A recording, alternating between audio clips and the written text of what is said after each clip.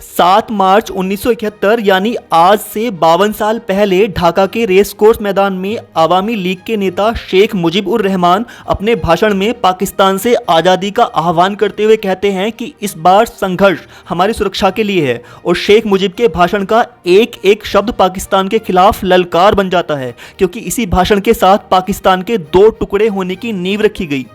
आज जानेंगे कि उस वक्त पाकिस्तान में क्या माहौल था और कैसे बना बांग्लादेश। सबसे पहले जानते हैं कि पाकिस्तान को 2 हिस्सों में बांटने की बात कैसे शुरू हुई।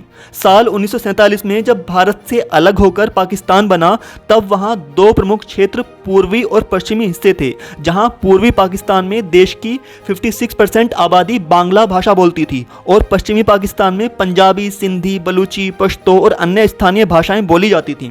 साथ ही भारत से पलायन करने वाले मुसलमान उर्दू बोला करते थे, जिनकी आबादी महज 3% ही थी।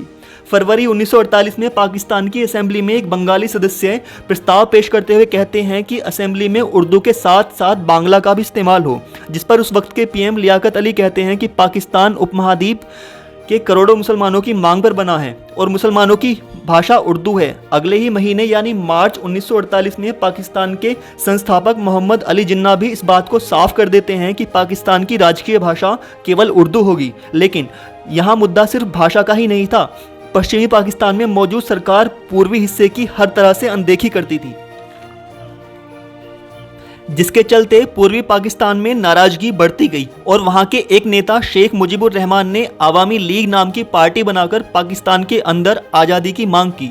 पाकिस्तान की आज़ादी के महज 30 साल बाद पहली बार सन 1970 में आम चुनाव में कुल 313 सीटों में से 167 सीटों पर अवामी लीग जीत जाती है, जिसका दबदबा पूर्वी पाकिस्तान यानी आज के बांग्लादेश में था और शेख मुजीबुर रहमान पाकिस्तान के पहले लोकतांत्रिक प्रधानमंत्री बने। लेकिन जुल्फिकार अली भुट्टो की मदद से सेना सत्ता देने से इनकार कर देती है, जिसके बाद मार्च 1971 तक अवामी लीग के गार्जियन ने सड़कों पर उतरकर विरोध जताया और फिर शेख मुजीब उर रहमान ने 7 मार्च 1971 को अपना ऐतिहासिक भाषण दिया। इसके बाद पाकिस्तान के राष्ट्रपति याहियात खान ढाका पहुंचे और 25 मार्च को पूरे शहर पर पाकिस्तानी सेना ने हमला बोल दिया, जिसे ऑपरेशन सर्च लाइट नाम दिया गया। और रात के 1 बजे पाक सेना ने शेख मुजीब को पकड़ लिया और big bird in cage and small birds have flown का संदेश भेजा। फिर उन्हें मियांवाली जेल में एक काल कोठरी में बंद कर दिया गया। इधर पूर्वी पाक में सेना का अत्याचार बढ़ा, जिसके चलते वहां के सैनिकों और हजारों नागरिकों ने बांग्लादेश मुक्ति वाहिनी नाम से अपनी सेना बना ली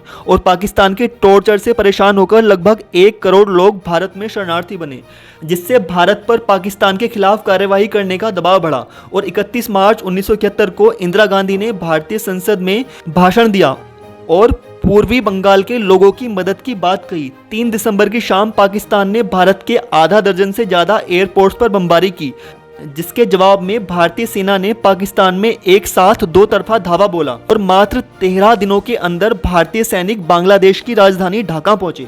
16 दिसंबर 1971 को मेजर जनरल जैकब सरेंडर के ड्राफ्ट्स लेकर ढाका पहुंचे, जहां पाकिस्तानी लेफ्टिनेंट जनरल आमिर अब्दुल्ला खान नियाजी ने उन डॉक्यूमेंट्स पर साइन किया। इसके बाद प्रधानमंत्री इंदिरा गांधी को विजय दिवस की सूचना दी गई और शेख मुजीब पाकिस्तान से लंदन के रास्ते दिल्ली पहुंचे और प्रधानमंत्री इंदिरा गांधी से मुलाकात की और बांग्लादेश के स्वाधीनता संग्राम में मदद करने के लिए भारत की जनता को धन्यवाद दिया।